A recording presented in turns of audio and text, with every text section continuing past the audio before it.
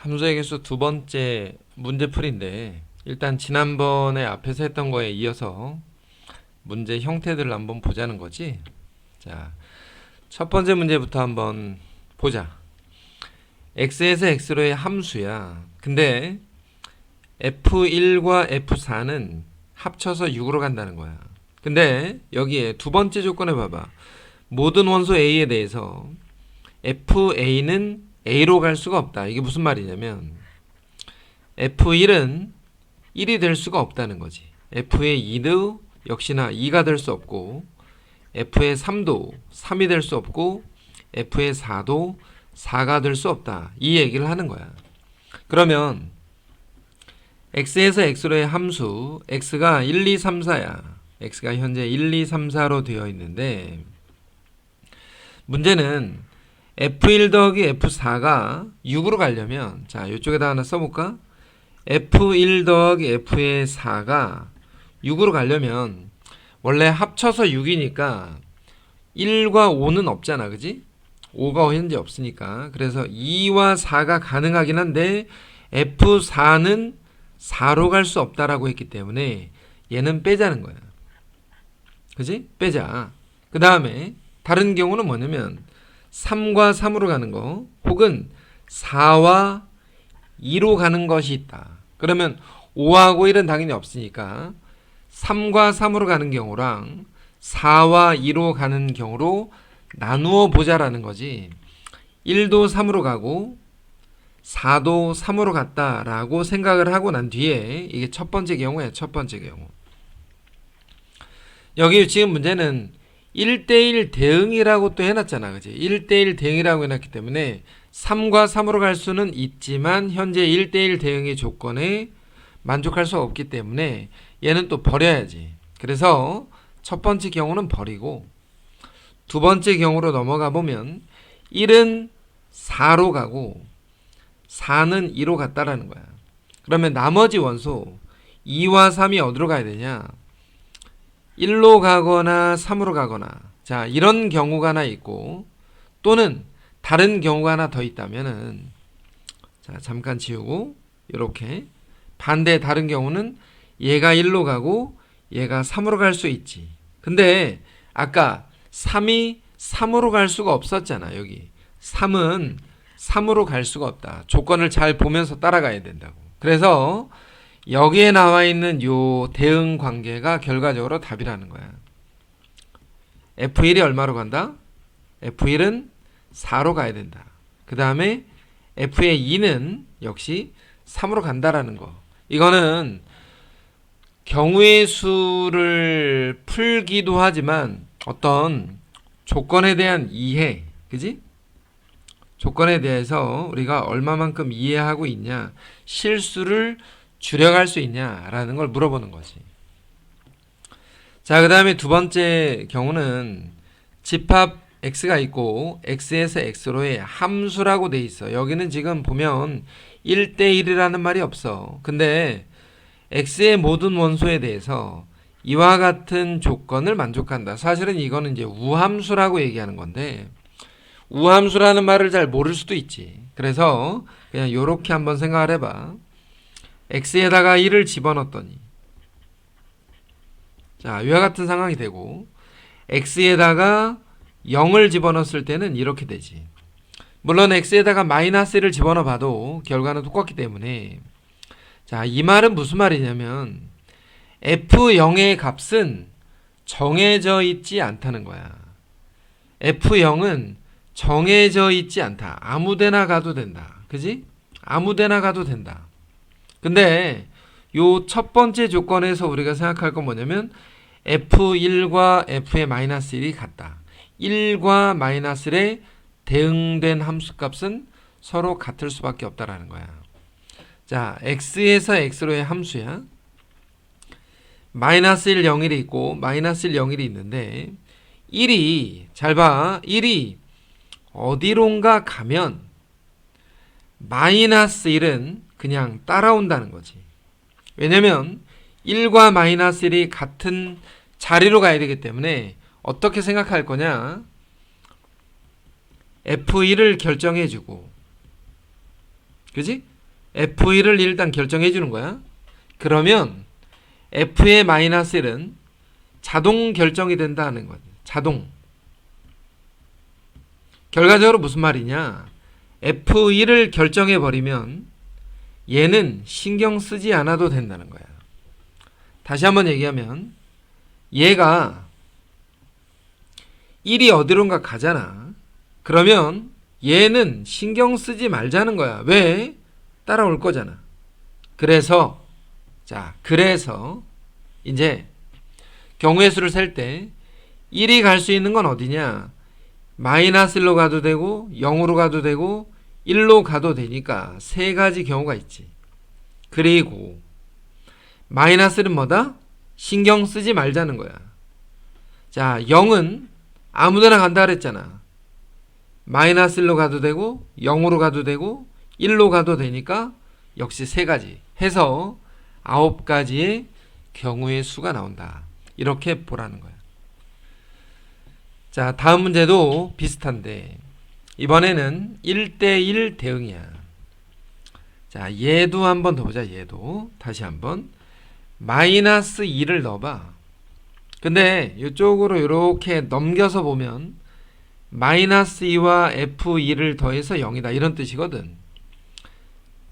1도 넣어보면 F의 마이너스 1 더하기 F1은 0인 거지.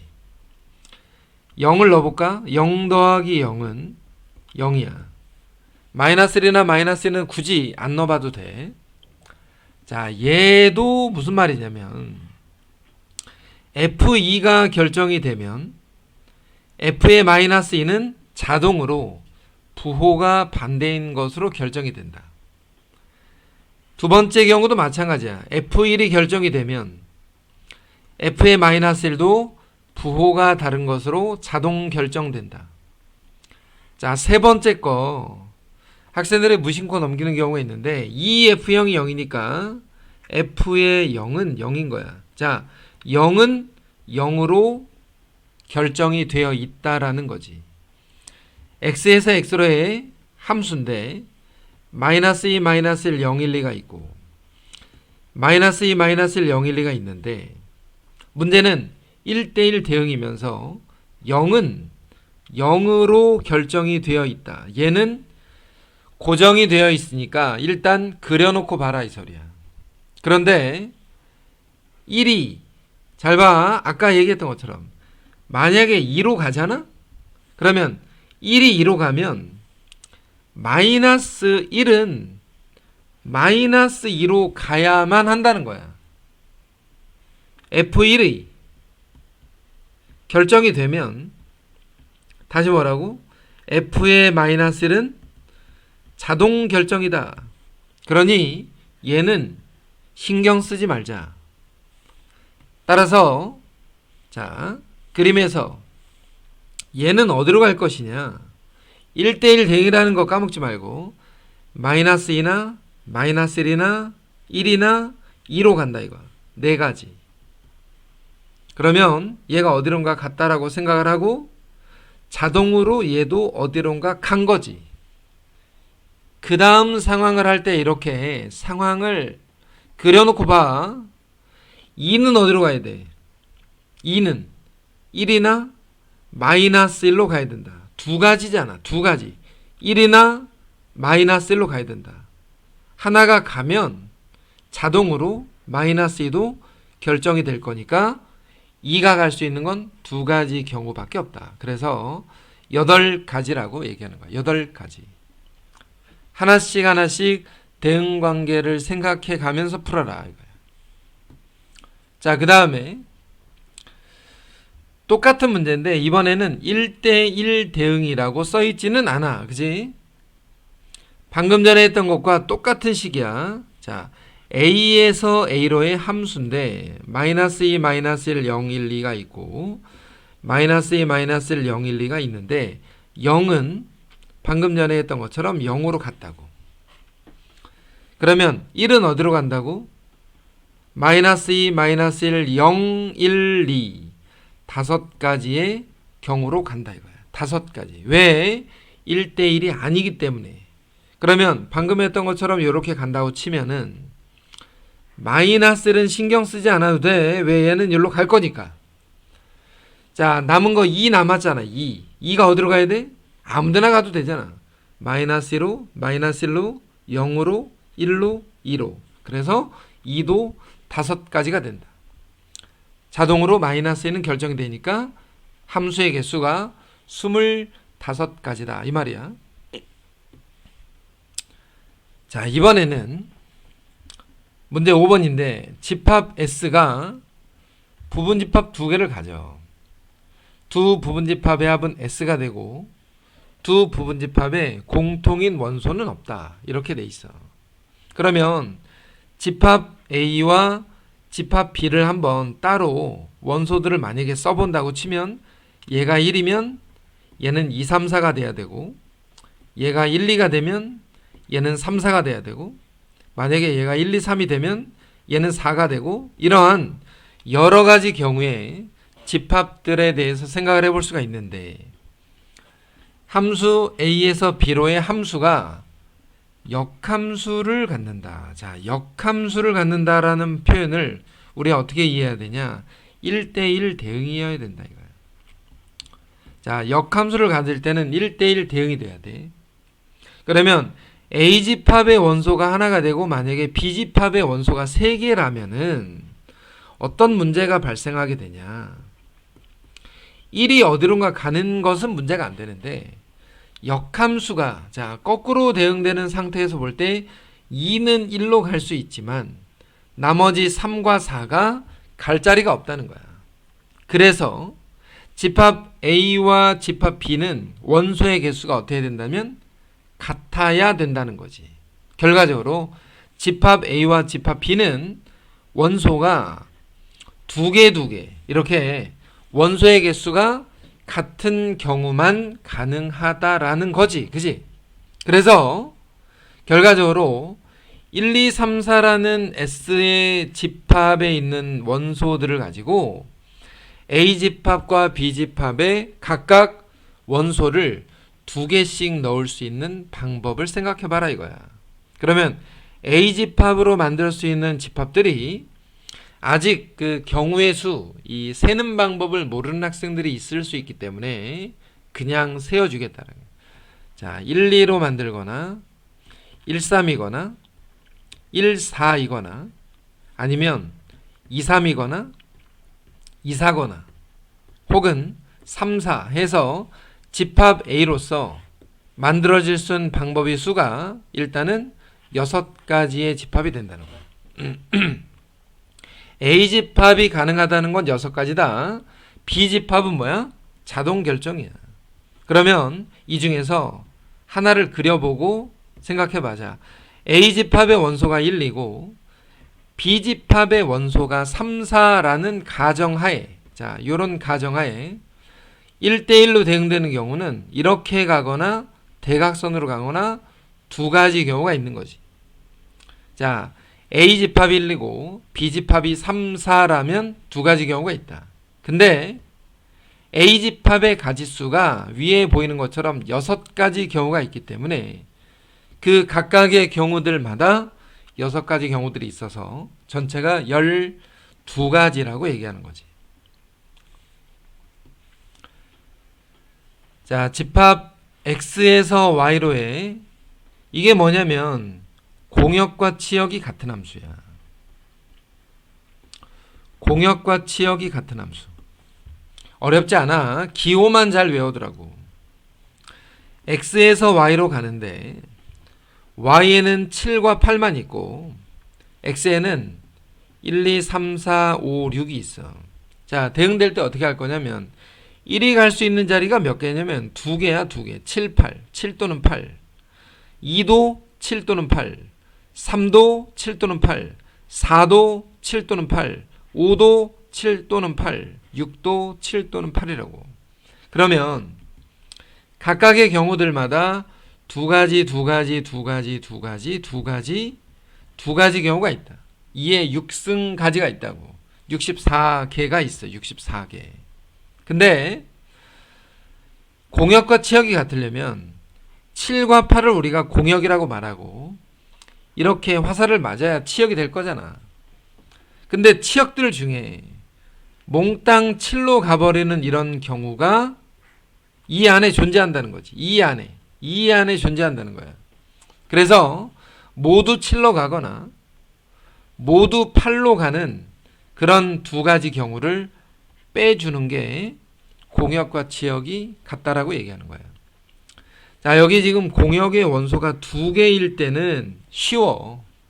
여기에 원소가 3개가 되면 어렵다. 3개가 되면 어려워. 이거는 경우의 수를 배워야 돼. 물론 노가다 할 수 있어. 노가다 할 수 있다고. 해보는 거. 물론 여기는 이제 2개니까 쉬운 문제라고. 자, 문제. 집합 x의 원소가 n개고 y의 원소도 역시나 n개야. 근데 x에서 y로의 함수 중에서 상수 함수가 아닌 함수의 개수를 fn이라고 한대.